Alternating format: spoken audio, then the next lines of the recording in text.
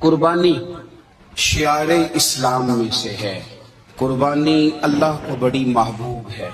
نبی رحمت علیہ السلام نے فرمایا 10 ذی الحج کو جو عمل اللہ کو سب سے زیادہ پسند ہے۔ ظاہر ہے 10 ذی الحج کو لوگ نماز بھی پڑھتے ہیں عید کی، اور فجر کی نماز بھی پڑھتے ہیں، ذکر بھی کرتے ہیں، عبادت بھی کرتے ہیں، بہت سارے کام کرتے ہیں، لیکن حضور علیہ السلام فرماتے ہیں کہ اللہ کو 10 ذی الحج کو جو کام سب سے زیادہ پسند ہے وہ خون بہانا ہے، جانور کو ذبح کرنا ہے۔ نبی پاک صلی اللہ علیہ وسلم نے اپنے غلاموں کی دلچسپی پیدا فرمائی ہے قربانی کے ساتھ، شوق اور ذوق کا ذکر فرمایا ہے۔ کچھ کام ایسے ہوتے ہیں جو کسی کی غیر موجودگی میں بھی ہو جاتے ہیں، لیکن نبی پاک صلی اللہ تعالی علیہ وسلم نے حضرت فاطمہ الزہرا رضی اللہ تعالی عنہ سے فرمایا کہ فاطمہ ادھر آؤ، یہاں میرے پاس کھڑی ہو جاؤ۔ یا رسول اللہ کیا ہونے لگا ہے؟ فرمایا میں تمہارے قربانی کے جانور کو ذبح کرنے لگا ہوں۔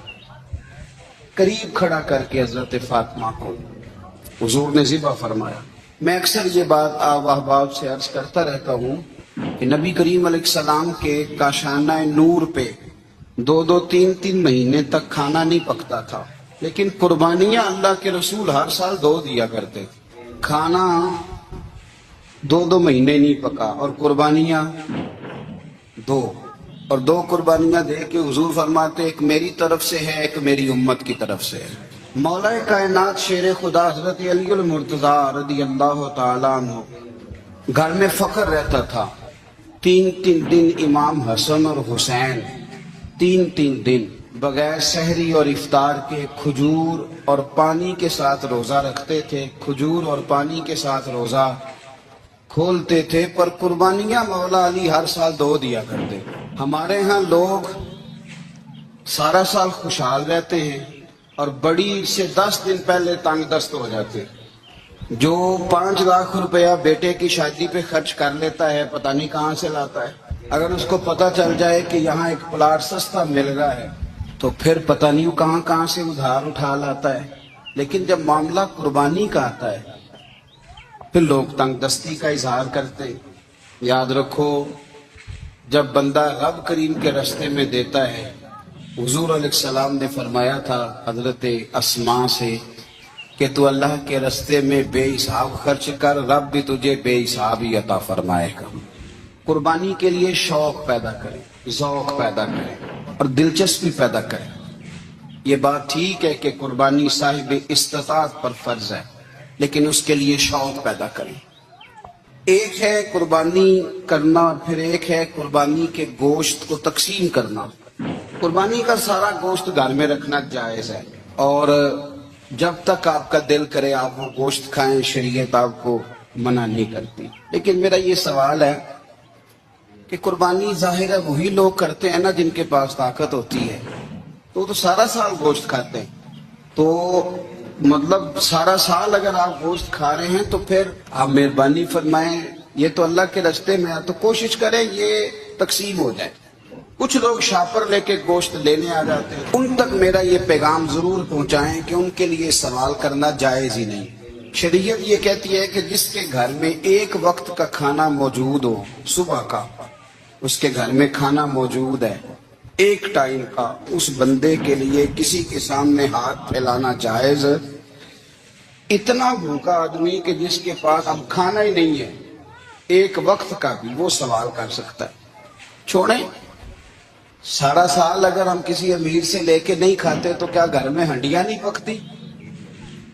بالکل نہیں سوال کریں، قطعاً کوئی ضرورت نہیں، یہ جائز ہی نہیں ہے۔ سرے سے آپ کو کس نے اجازت دے دی خالی گوشت کی خاطر؟ جہاں اللہ تعالیٰ آپ کو مرچ دے رہا ہے، نمک دے رہا ہے، گھی دے رہا ہے، گھر رہنے کے لیے دے رہا ہے، وہ رب کریم 1000 روپے کا گوشت بھی عطا فرمائے گا۔ اور اس سے اگلی بات یہ کہ شکوہ بھی نہیں کرنا کہ فلانے نے اتنی قربانیاں کی تھی تو پتہ نہیں کہاں لے گیا ہے۔ اس نے کی تھی نا، پیسے کس کے تھے، ذبح کس نے کیا، تو آپ ذمہ دار ہیں کہ وہ کدھر لے کے گیا ہے۔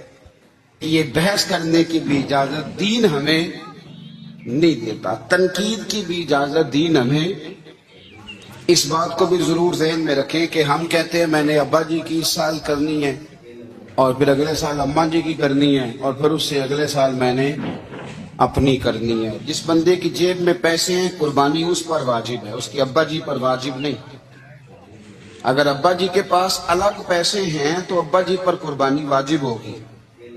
ہاں، اگر آپ کی جیب اجازت دیتی ہے تو آپ 3 قربانیاں خریدیں یا بڑے جانور میں 3 حصے ڈالیں، تو اب آپ 2 والدین کی ہو گئی، ایک آپ کی اپنی ہو گئی، لیکن جب تک آپ پر واجب قربانی آپ نہیں دیتے تب تک والدین کی قربانی دینا درست نہیں ہے، کیونکہ یہ دین میں واجب ہے۔ جو نماز آپ پہ فرض ہے وہ آپ نے پڑھنی ہے، اور جو ابا جی پہ فرض ہے وہ ابا جی نے پڑھنی ہے۔ اس مسئلے کو بھی ضرور ذہن نشین کریں۔ اس سے اگلی بات جو اور زیادہ ضروری ہے اس کا ضرور خیال فرمائیں، حصے ڈالے جاتے ہیں قربانی کے حصے، تو 6 حصے ہو گئے، اب 7واں حصہ مل نہیں رہا، تو ایک تگڑے سے بندے کے پاس جا کے مالدار سے کہا کہ چودھری صاحب حصہ ڈال لے، ایک حصہ کم ہے۔ چودھری صاحب کہنے لگے کہ میں نے تو پہلے بھی 4 بکرے لیے ہوئے ہیں، تو چلو اگر تم کہتے ہو تو چلو بڑا گوشت آ جائے گا، ٹکے ہی بنا لیں گے، چلو بڑا گوشت بھی 10 کلو آ جائے گا تو کباب کے لیے رکھ لیں گے، چلو رکھ لو حصہ۔ اب 6 بندوں کی نیت قربانی کی، 7ویں کی گوشت کی، اس کی نیت قربانی کی، پچھلے 6 کی بھی قربانی نہیں ہوگی، وہ بھی گئے کام سے۔ آپ اس بات کو سمجھیں کہ قربانی کا مطلب یہ ہے کہ خالص اللہ کی رضا کے لیے مخصوص وقت میں مخصوص جانور ذبح کرنا۔ اس لیے یہ ضرور توجہ کریں اس بات پر کہ ہم کئی لوگوں کو فورس کر کے شامل کر لیتے ہیں۔ بندہ مالدار ہوتا ہے، وہ بھی کہتا ہے چلو ٹھیک ہے کوئی حرج نہیں، لیکن وہ نامینیٹ کرے گا۔ اگر اس نے اپنی قربانی رکھ لیا تو پھر وہ بتائے گا یہ قربانی کس کی ہے، والدین کی ہے، کس کی ہے۔ تو قربانی اس ترتیب سے کریں کہ اس کے سارے مسائل سے آگاہی حاصل کریں۔ ہماری زندگیوں میں ہر چیز ہے، نظم و ضبط نہیں ہے، وقت کی پابندی نہیں ہے، وقت کی قدر نہیں ہے۔ روزمرہ کے معاملات کے اندر ہم اپنے معاملات کو ترتیب سے نہیں چلاتے۔ کبھی کوئی کام کرتے ہیں تو اسے کیے ہی جاتے ہیں، اعتدال سے ہٹ جاتے ہیں، اور پھر اسی کام کو اس طرح چھوڑ دیتے ہیں کہ جیسے کبھی کوئی لینا دینا ہی نہیں تھا۔ اس سے انسان ایک بھرپور زندگی نہیں گزار سکتا، وہ وقتی اور جذباتی فیصلوں کا قائل ہو جاتا ہے۔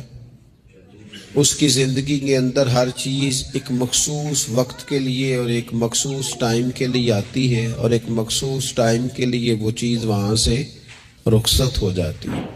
اس میں کوئی شک نہیں کہ ہم انسان ہیں، ہمارے اندر کمزوریاں ہیں، باوجود کوشش کے بڑی جگہوں پہ غلطیاں، سستیاں، کمزوریاں رہ جاتی ہیں۔ لیکن کچھ لوگ اپنے ذہن سے کوئی منصوبہ بندی کرنا ہی نہیں چاہتے۔ ہو جائے گا، اللہ کرم کرے گا، اللہ بڑا مہربان ہے، بھئی یہ ساری باتیں ٹھیک ہیں، لیکن اسی کریم رب نے کہا ہے صبح اٹھو، اسی کریم رب نے کہا ہے کہ وقت پر نیند پوری کرو، اسی کریم رب نے کہا ہے کہ ان الصلاۃ کانت علی المؤمنین کتابا موقوتا، فرمایا بے شک نماز مسلمانوں پر مقررہ وقت پر فرض ہے، اسے اپنی ترتیب سے وقت کے حساب سے تم نے ادا کرنا ہے۔ یہ نہیں ہو سکتا کہ تم کہو جی میری آنکھ 9 بجے کھلتی ہے تو میں فجر 9 بجے پڑھوں گا، اس کا ٹائم 6 بجے ہے تو تمہیں 6 بجے ہی فجر پڑھنی پڑے گی۔ اپنے مقررہ وقت پر چیزیں جب تک نہیں رہیں گی تب تک رضا الہی کا حصول بھی ممکن نہیں ہوتا۔ ہم چونکہ غیر منظم زندگی گزارتے ہیں، بے ترتیب زندگی گزارتے ہیں، تو اس لیے بہت سارے کام جو کرنے کی ہم پوزیشن میں بھی ہوتے ہیں وہ کام بھی ہم سے ہو نہیں پاتے۔ ایک تو بہت سارا مسئلہ لوگوں کا یہ ہے کہ کل کر لیں گے، انشاءاللہ ہو جائے گا، آپ دعا کریں ہو جائے گا، آپ فکر نہ کریں ہو جائے گا، اس کا معنی کوئی نہیں نا، اس کا مطلب کوئی نہیں آپ کیا کہہ رہے ہیں۔ آپ کہیں میں نے شروع کر دیا ہے اب دعا کریں، آپ یہ کہیں کہ میں نے پوری کوششیں لگا دی ہیں، آپ اچھی امید رکھیں اللہ سے، لیکن آپ سٹارٹ ہی نہیں کر رہے اور آپ کہہ رہے ہیں دعا کریں، یہ کیسے ہوگا؟ جب تک نظم و ضبط کا، آداب کا، حدود کا، قاعدے قانون کا پورا خیال ہی نہ رکھا جائے۔ حضرت سید فیض الحسن شاہ صاحب رحمۃ اللہ تعالیٰ علیہ فرماتے ہیں کہ ایک خاتون بڑی عجلت پسند تھی، جلد باز تھی، تو اس کا شوہر اس کی چیزوں سے بڑا پریشان تھا، جلدی میں آدھا کام کرتی تھی آدھا کام خراب کر دیتی تھی، تو اکثر آ کے کہتی تھی دعا کریں بڑا مارتا ہے۔ اگرچہ اس کا مارنا پھر بھی درست نہیں تھا، لیکن وہ دیہاتوں میں آپ کو پتہ ہے نا، بعض لوگ بڑی جہالت کا مظاہرہ کرتے ہیں، اس قدر زیادہ شدت کے ساتھ تکلیف دیتے ہیں کہ جو بالکل نازیبا ہو جاتی ہے۔ ایک دن اس نے آ کے کہا کہ پیر صاحب کوئی سمجھاؤ بڑا ماردا ہے، تو آپ نے فرمایا تو سنا ہے بڑی جلد باز ہے، کام نظم و ضبط سے نہیں کرتی۔ کہنے لگی جی دیکھیں جی کیا نظم و ضبط اور کیا معاملہ، کل اس نے مجھے کہا دال پکا دو تو میں نے اس میں گھی بھی ڈالا ہے، مرچیں بھی ڈالی ہیں، پیاز بھی ڈالا ہے، لہسن بھی ڈالا ہے، ہلدی بھی ڈالی ہے، بس ذرا جلدی میں نے دال ہی تو نہیں ڈالی۔ تو یہ کو مارنے والی بات ہے؟ ہر شے ہے، ایک شے ہی نہیں۔ ہمارے ہاں بہت سارے لوگ ایسے ہیں جو جلدی میں اصل کو ہی بھول جاتے ہیں، وہ کہتے ہیں باقی میں نے سارے کیے، کوئی رہ تو نہیں نہ گیا، سارے کیے وہ ایک ہی نہیں نہ کیا، وہ بھائی جو اصل تھا وہ تو رہ گیا۔ نظم و ضبط، قاعدہ قانون، جب تک ہم ہمارے اپنے اندر، میں دوستوں سے کہہ رہا تھا پھر کہتا ہوں، میرے اساں فرمایا کرتے تھے جو والد تہجد نہ پڑھے اس کے بچے فجر نہیں پڑھتے۔ والد کو جب تک وہ سحری میں سجدہ ریز نہیں دیکھیں گے اتنی دیر تک آپ ان سے 1.5-2 گھنٹے پہلے اٹھیں گے تو پھر وہ اٹھیں گے، لیکن اگر کہا جائے کہ پتر میں تھکیا تو تم مسیتے جا، تو یہ ہو سکتا نہیں کہ وہ جائے، کیونکہ ہماری زندگی سے نظم و ضبط بچے سیکھیں گے، ہمارے ماحول سے وہ محنت کو، مشقت کو، کوشش کو وہ سیکھیں گے۔ اگر ہم اپنے ماحول میں نظم و ضبط نہیں لائیں گے تو آنے والی نسل کے اندر نظم و ضبط منتقل ہو سکتا، تو اس کے منتقل کرنے کے لیے ضروری ہے کہ پہلے ہماری زندگی کے اندر نظم و ضبط۔ آپ دیکھیں شریعت اسلامیہ نے ہر کام کا نظم و ضبط بنایا ہے۔ نماز اللہ کی عبادت ہے نا، بستر سے اٹھ کر سیدھا مسجد میں آ کے جہاں آپ کا جی چاہے نماز پڑھنے کی اجازت نہیں ہے۔ آپ اٹھیں، آپ کا لباس پاک ہونا چاہیے، آپ نے وضو کیا ہوا ہو، آپ کو سمت قبلہ کا پتہ ہو، آپ کا منہ کعبہ شریف کی طرف ہو، جس جگہ آپ نے نماز پڑھنی ہے وہ جگہ پاک ہو، آپ کا لباس پاک ہو، وقت کا تعین ہو، نماز کے آداب آپ کو آتے ہوں، آپ بیت اللہ شریف کی طرف رخ کریں گے، کانوں تک ہاتھ اٹھائیں گے، آپ ان ہاتھوں کو منظم طریقے سے باندھیں گے، وقت پر رکوع کریں گے، رکوع میں کمر سیدھی ہونی چاہیے۔ آپ رکوع سے اٹھیں گے تو ایسے نہیں کہ کوئی بات نہیں اللہ قبول کر لے گا، جب تک آپ کی کمر پوری ٹھیک نہیں ہوتی، رکوع سے اٹھتے وقت آپ کی نماز مکمل نہیں ہوتی۔ آپ سجدے میں جائیں گے تو پیشانی جمنی چاہیے، ناک جمنی چاہیے، آپ کے پاؤں کی انگلیاں زمین پر لگنی چاہیے۔ آپ جب تک پوری ترتیب سے نماز نہیں پڑھتے، رب کی عبادت ہے نا، کریم بھی بڑا ہے نا، مہربان بھی بڑا ہے نا، غفور بھی بڑا ہے، لیکن اگر مرتب طریقے سے نہ پڑھو تو وہ تو نماز قبول نہیں کرتا۔ نبی پاک صلی اللہ تعالی علیہ وسلم کے سامنے آ کے ایک شخص نے نماز پڑھی، عبادت کی ہے، آیا ہے، جھکا ہے، لیکن عبادت بھی بے ترتیب بھی نہیں، بے ڈھنگی نہیں، غیر مرتب نہیں، غیر منظم نہیں، ایسے نہیں کہ جیسے مرضی کر لی۔ اس نے آ کے نماز پڑھی تو حضور نے اس کو دیکھا اور نبی پاک علیہ السلام نے فرمایا تیری نماز نہیں ہوئی، دوبارہ پڑھ۔ اس نے دوبارہ پڑھی۔ یہاں تو لوگ ناراض ہو جاتے ہیں۔ ایک دفعہ طالب علمی کی بات ہے، میں ایک جگہ نماز کے لیے وضو کر رہا تھا تو ایک صاحب نے وضو کیا، بڑی جلدی میں آئے اور جلدی میں وضو کیا تو ان کا ایک ٹخنا خشک رہ گیا، تو میں نے ان کی خدمت میں بڑی چونکہ بزرگ تھے، بڑے تھے مجھ سے، میں نے بڑی عرض کی، میں نے کہا وہ آپ کو خیال نہیں رہا، آپ کا ٹخنا خشک ہے۔ وہ کہتے ہیں مولویوں لنگن نہ دیا دے، دیکھو کو لنگ نہ جائے، تو سب قبول کرنی کہ اللہ نے۔ میں نے ان سے کہا آپ کیا کام کرتے ہیں؟ کہنے لگا میں کپڑا بیچتا ہوں۔ تو میں نے کہا اگر آپ کا 1000 روپے والا گاز کپڑا ہو تو کوئی شخص کہ کوئی عرض نہیں، چل مہربانی کر 300 کا دے دیتے ہو؟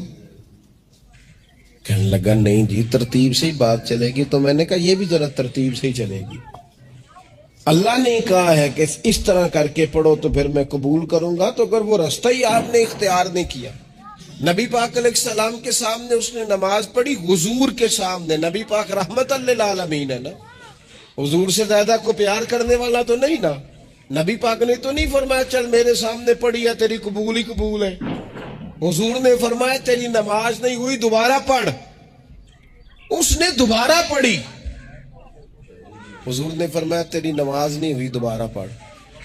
اس نے 12 پڑھی، 3 دفعہ پڑھی، پھر حضور کی بارگاہ میں آیا تو نبی پاک علیہ السلام نے فرمایا جب تو رکوع کرے تو صحیح کر کے رکوع کر، جب تو سجدہ کرے تو صحیح کر کے سجدہ کر، اور جب تو قیام میں کھڑا ہو تو ایک منظم طریقے سے کھڑا ہو۔ فرمایا اس اعتدال، اس نظم و ضبط سے، اس ترتیب سے نماز پڑھ، امید ہے خدا کے فضل پر کہ وہ تیری عبادت کو قبول فرمائے گا۔ نظم و ضبط ہی نہیں ہے۔ رمضان شریف کا روزہ بڑا مہربان ہے نا اللہ، اپنے بندوں کو کسی قسم کی کسی مشقت میں مالک ڈالتا نہیں، لا یکلف اللہ نفسا الا وسعہا۔ لیکن آپ یہ نہیں کہہ سکتے کہ میری آنکھ چونکہ صبح 9 بجے کھلی ہے تو مجھے تھوڑی شریعت گنجائش دے دے کہ میں تھوڑی سی روٹی کھا لوں پھر نہیں کھاؤں گا مغرب تک، یہ گنجائش نہیں ملے گی۔ نظم و ضبط ہے، ترتیب ہے، اس کا قاعدہ ہے، اس کے اصول ہے، اس کا ضابطہ ہے۔ سحری میں اٹھیں گے آپ، اگر آپ کی آنکھ نہیں کھلی ہے تو آپ کی اجازت چلی گئی، وقت ختم ہو گیا۔ آپ بے ترتیب ہوئے، آپ غافل ہوئے، آپ نے کیوں لمبی نیند کی، آپ کیوں وقت پہ نہیں اٹھے؟ زکوٰۃ ہے، آپ کو ٹائم دیا گیا ہے کہ اضافی رقم آپ کے پاس ہو، آپ کے اخراجات سے زیادہ ہو، کس منظم طریقے سے زکوٰۃ فرض کی گئی ہے، اور یہ وہ نظم و ضبط ہے جس سے بندے کو تکلیف نہیں ہوتی۔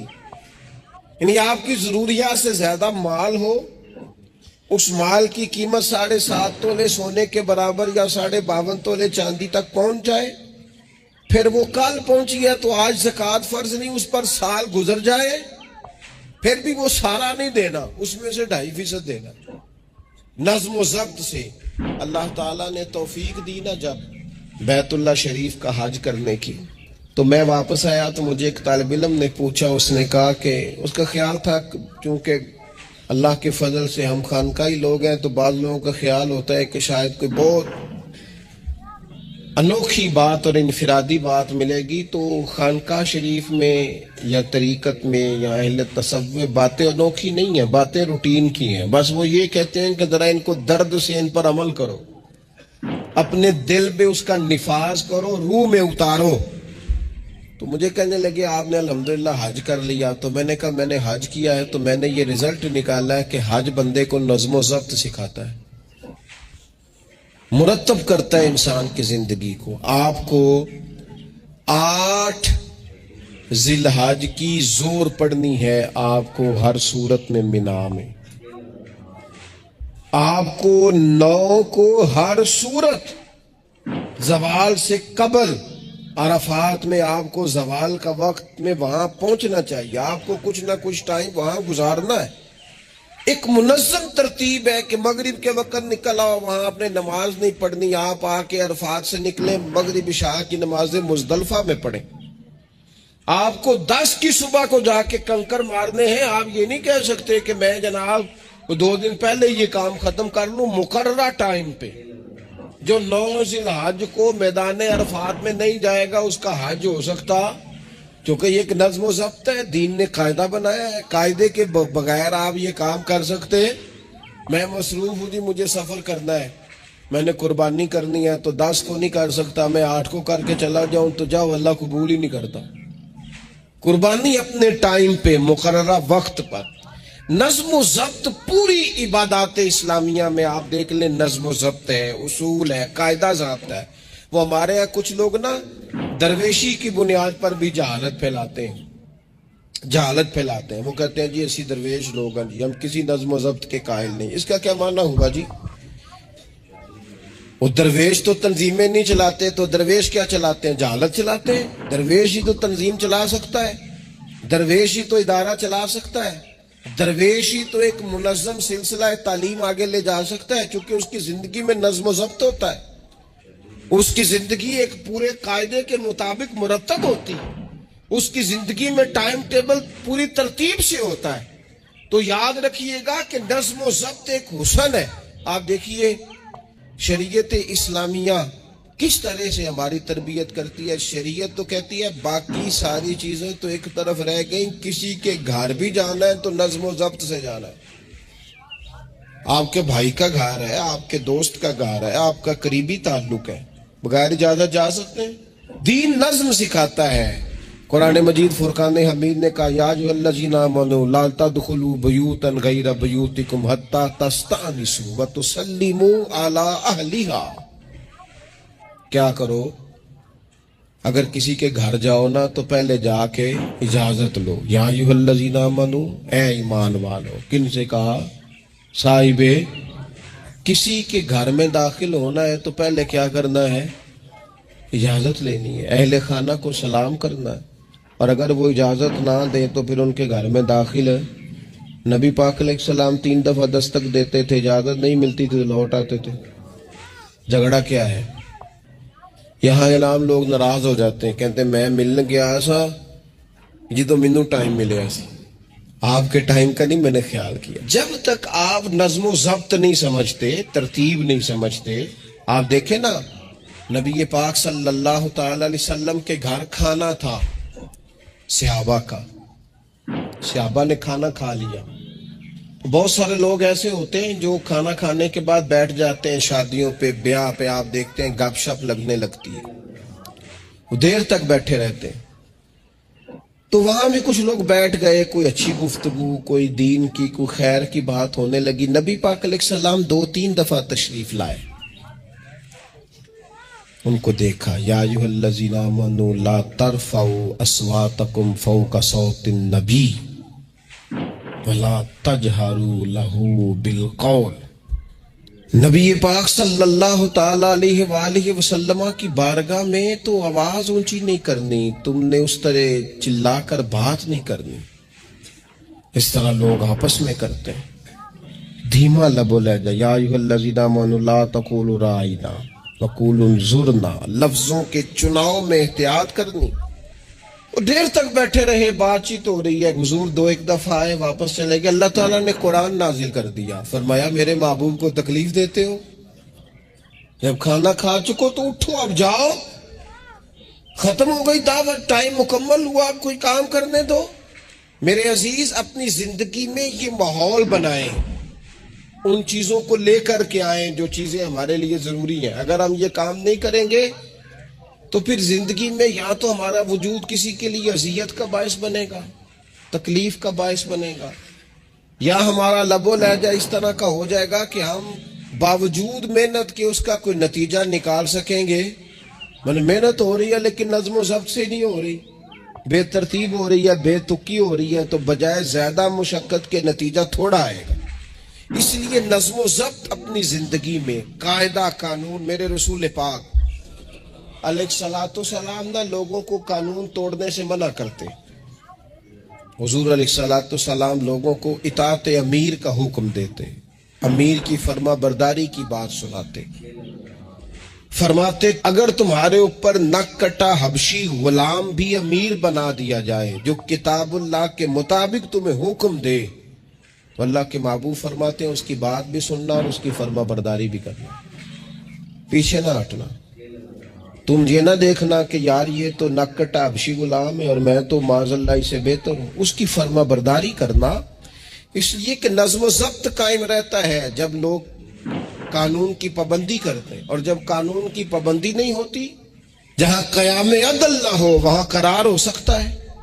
حضرت عمر جیسے لوگ اگر عدالتوں میں پیش ہو سکتے ہیں، اگر خود رسول پاک علیہ السلام اپنا آپ پیش کرتے ہیں صحابی سے، وہ کہتے ہیں جی آپ نے مجھے چبو دیا صفیں سیدھی کرتے تیر یا نیزہ تو میں بدلہ لوں گا، تو حضور پیش کرتے ہیں اپنا آپ۔ حالانکہ وہ تو دور محبت تھا، عرض کی حضور کس نے بدلہ لینا تھا، نہ آپ نے کوئی تکلیف دی تھی، یہ تو وجود چومنے کا بہانہ تھا۔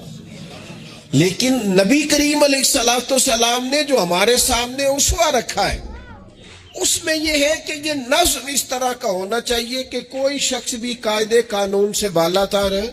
حضور علیہ السلام نے فرمایا 3 لوگ سفر کریں تو ایک کو امیر بنا لیں، ورنہ بار بار بحث ہوگی، ایک کہے گا یہاں ٹھہرنا ہے، یہاں کھانا کھانا ہے، یہاں نماز پڑھنی ہے، دوسرا کہے گا یہاں۔ 3 سفر کرو تو ایک کو اپنا امیر مان لو، نظم و ضبط سے زندگی گزارو، مرتب کر کے زندگی۔ ہمارے ہاں یہ ہوتا ہے کہ نظم و ضبط نہیں ہوتا، ہمیں اپنے کام سے زیادہ نا دوسروں کے کام کا پتہ ہوتا ہے، اپنے مدرسے سے زیادہ دوسرے مدرسے کا پتہ ہوتا ہے، اپنے کالج سے زیادہ دوسرے کالج کی معلومات ہوتی ہے۔ ہم کیا کرتے ہیں؟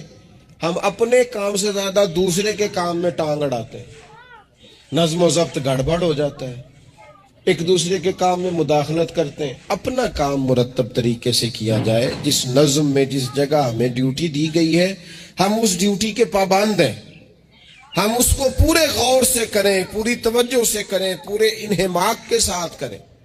اپنے کام پر ہم جب تک توجہ دیتے ہیں تو کام ٹھیک رہتا ہے۔ اسی طریقے سے رسول پاک صلی اللہ تعالی علیہ وسلم نا گھر کے باہر بھی پورے نظم و ضبط کے قائل تھے، پوری ترتیب۔ آپ دیکھیں حضور صفوں کا درست ہونا بڑا پسند کرتے تھے، نماز ہی پڑھنی ہے نا، کھڑے ہو گئے ہیں نا، لیکن حضور نے دعا دی، فرمایا صفیں سیدھی کرو، اللہ تمہارے دل بھی سیدھے کر دے گا۔ حضور نماز کی جماعت سے پہلے اعلان کرتے بھئی اپنی صفوں کو درست کر لو۔ حضور پسند کرتے کہ بالکل اس طرح مرتب ہو کے لوگ نماز پڑھیں، کوئی چیز بھی غیر مرتب۔ یہاں جناب کوئی شخص بھی قطار میں لگنے کو تیار نہیں، باری کا انتظار کرنے کو تیار نہیں ہے۔ بینک میں ہمیں ذرا پہلے بلا لیا گیا تو ہم کہتے ہیں اللہ نے بڑی عزت دیتی ہے، اور پھر کچھ پروٹوکول تو بے جا ہے، سوائے تکلیف کے اور کچھ دیتے۔ میں نے جنازوں پہ دیکھا ہے، کسی عالم کا جنازہ پڑا ہے، کسی بڑے آدمی کا، تو وہاں 15 لوگ ہوتے ہیں ٹوٹل جو جنازہ نہیں پڑھنے دیتے، وہ گھسے ہوتے ہیں آگے، میں نے چہرہ دیکھنا ہے، میں نے اگلی صف میں کھڑے ہونا ہے۔ یہی حال محافل میں ہوتا ہے۔ نظم و ضبط پیدا کریں، کسی چیز کو بے ترتیب نہ کریں، کوئی کام بھی بے ڈھنگا نہ ہو۔ نبی اکرم صلی اللہ تعالی علیہ وسلم کی مجلس مبارک میں جب کوئی شخص آتا تھا نا تو حضرت ابو بکر صدیق اسے سائیڈ پہ لے جاتے تو کہتے تھے تمہیں پتہ ہے اللہ کا قرآن کہتا ہے حضور کے سامنے آواز اونچی نہیں کرنی۔ اسے پہلے آداب مجلس سکھاتے تھے، نظم و ضبط سکھاتے تھے، حضور کی بارگاہ میں حاضری کا طریقہ سکھاتے، پھر نبی پاک صلی اللہ تعالی علیہ وسلم کی بارگاہ میں پیش کرتے تھے۔ ہمارے بے صبرے ہو جانے کی بڑی وجہ بھی یہ ہے کہ نظم و ضبط نہیں، ہمارے جلد باز ہو جانے کی وجہ یہ ہے کہ نظم و ضبط نہیں، ہماری طبیعت جو بہت زیادہ ڈسٹرب ہو جاتی ہے، ذہنی الجھاؤ پیدا ہوتا ہے، اس کی وجہ بھی یہ ہے کہ نظم و ضبط نہیں ہے۔ ہم بعض چیزوں میں اتنے زیادہ تلخ ہو جاتے ہیں، اور تلخی کی وجہ سے یہ بنتی ہے کہ مزاج میں کوئی نظم و ضبط، کسی باری کا انتظار نہیں، کوئی ٹھہراؤ نہیں، کوئی گنجائش نہیں۔ ماحول میں نظم و ضبط پیدا کریں، زندگی میں نظم و ضبط پیدا کریں، اپنے بچوں میں نظم و ضبط لائیں، اپنے اداروں کے اندر نظم و ضبط پیدا کریں، اور پھر حوصلہ رکھیں، ہمت رکھیں، تحمل مزاجی پیدا کریں۔ نبی اکرم صلی اللہ تعالی علیہ وسلم نے نا اپنے گھر میں اپنے ٹائم کو 3 حصوں میں تقسیم کیا تھا۔ ہم گھر کے اندر جاتے ہیں اپنا ٹائم تقسیم نہیں کرتے، یہاں تو کوئی بندہ مطالبہ کرتا ہے تو ڈانٹ کے چپ کرانے کی کوشش کرتے ہیں، تھکا ہوا ہوں خبردار بات نہ کرنا۔ آپ نے چپ کرا دیا، چپ کرانے سے بغاوت پیدا ہوتی ہے، نفرت جنم لیتی۔ یا چپ کرا دیتے ہیں، یا اگر ہم کوئی بات کرتے ہیں تو وہ کوشش کرتے ہیں کہ اس وقت جان چھوٹے، یہ دن گزرے کل دیکھیں گے۔ اس سے کیا ہوتا ہے، اس سے جو شخص آپ کے سامنے بیٹھا ہے اس کی امید ٹوٹتی ہے، وہ کہتا ہے یار یہ کیا معاملہ ہے، بچوں کی امیدیں ٹوٹتی ہیں، گھر والوں کی امیدیں ٹوٹتی ہیں کہ یار یہ تو جان چھڑا رہے ہیں۔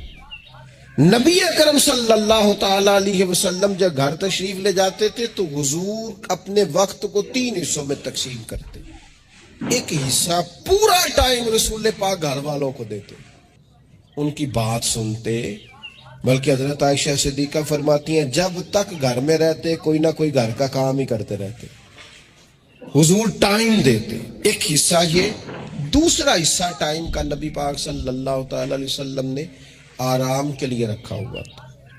حضور آرام کرتے، لیٹتے، باقاعدہ حضور علیہ الصلوۃ والسلام اپنے وجود اطہر کو بستر کے اوپر رکھتے، آرام فرما ہوتے، صحیح معنوں میں آرام کرتے۔ اور تیسرا حصہ نبی پاک علیہ السلام نے عبادت کے لیے رکھا ہوا، گھر والوں کا کام کاج کیا، عشاء ہوئی، آرام کیا، پھر تہجد کا ٹائم ہوا تو حضور عبادت کے لیے اٹھ کے کھڑے ہو گئے۔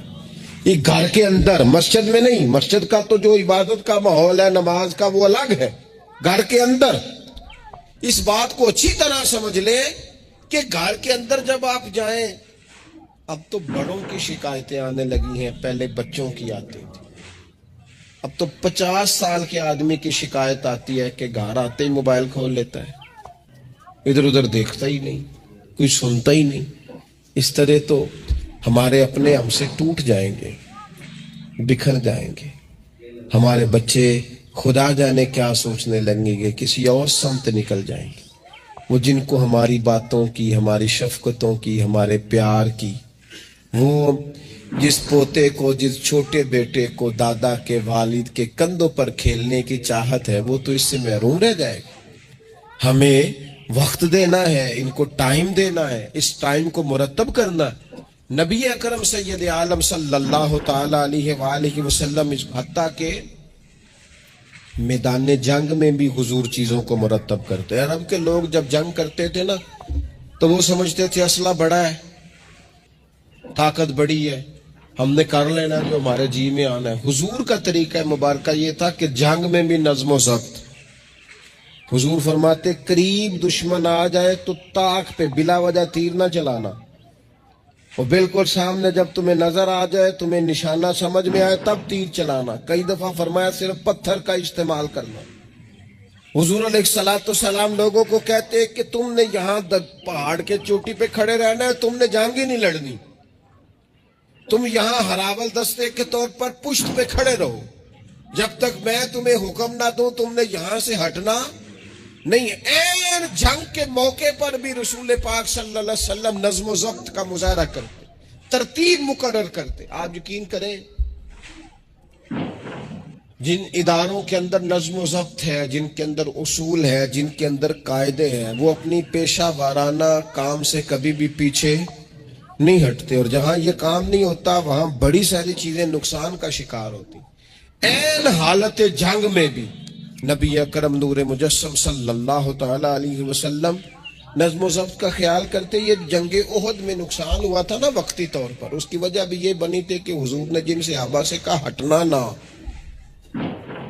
ان سے اجتہادی خطا ہو گئی، انہوں نے سمجھ لیا کہ جنگ تو ختم ہو گئی، یا وہ ہٹ گئے، ان کے ہٹنے سے نقصان ہوا، 70 لوگ شہید ہو گئے۔ اگر وہ نظم قائم رہتا جہاں حضور نے کھڑا کیا تھا تو کبھی یہ کام نبی پاک صلی اللہ تعالی علیہ وآلہ وسلم نا اجتماعیت کی بات کرتے تھے، مل کے رہنے۔ اختلاف رائے ہو جاتا ہے، لیکن ہمارے ہاں لوگ پتہ کیا کرتے ہیں، اندر رہ کے اختلاف نہیں کرتے، چھوڑ کے جا کے اختلاف کرتے ہیں۔ یہ مخلص نہ ہونے کی علامت ہے۔ جو لوگ مخلص ہوتے ہیں وہ اندر رہ کے رائے کے اختلاف کرتے ہیں، وہ کہتے ہیں یار میں چھوڑ کے تو نہیں نہ جا سکتا، میں ادھر ہی رہوں گا، جو کمزوریاں ہیں، جو غلطیاں ہیں ان کو ہائی لائٹ کروں گا، رہوں گا۔ اسی لیے نبی پاک علیہ السلام کے صحابہ مختلف قسم کے مشورے دیتے تھے۔ تو سرور کائنات علیہ الصلوۃ والسلام اجتماعی نظم کی بات کرتے۔ ایک مقام پہ حضور نے صحابہ کو دیکھا کہ چھوٹی چھوٹی ٹولیاں بنا کے الگ الگ بیٹھے ہوئے ہیں، تو نبی پاک علیہ الصلوۃ والسلام نے فرمایا یہ شیطان تمہیں الگ الگ کرتا ہے، اور فرمایا جس طرح بکریوں کا بھیڑیا ہوتا ہے، انسانوں کا بھیڑیا شیطان ہے، جب کسی کو مجمع سے الگ کر لیتا ہے، حضور فرماتے جسے بھیڑیا بکریوں سے الگ کرتا ہے نا، پھر اس کا شکار کرتا ہے. اور شیطان بھی جب تمہیں اجتماعیت سے الگ کر لیتا ہے، در مرشد دا چھڈی نہیں تے ہو جاویں گا روگی. جیڑی بکری اجڑوں وچھڑی او بگیاڑا جوگی. او بگیاڑا جوگی کھا جائیں گے، پھاڑ ڈالیں گے اسے. در مرشد دا چھڈی او نہیں تے ہو جاویں گا روگی. جیڑی بکری اجڑوں وچھڑی او بگیاڑا جوگی، اسے تو لے کے چلا جائے گا. اجڑ پر، اجتماعیت پر کبھی بھی بھیڑیا حملہ. تو حضور صحابہ سے کہتے تھے بیٹھو تو ذرا مل کے بیٹھو. کسی جگہ تم بیٹھو تو اجتماعیت، بڑی مشہور حدیث ہے، چند لوگ جمعے میں کھڑے تھے تو حضور نے فرمایا بیٹھ جاؤ. الگ الگ. بعض لوگ بڑے قائل ہوتے ہیں نا، تھوڑا سا جناب ہم نے ذرا ہٹ کے رہنا ہے، ہم نے تھوڑا سا الگ سے رہنا ہے، تھوڑا سائڈ پہ بیٹھنا ہے، تو حضور پسند نہیں کرتے. فرمایا اکٹھے بیٹھو، مجمع کی صورت میں بیٹھو. بلکہ حضور علیہ الصلوۃ والسلام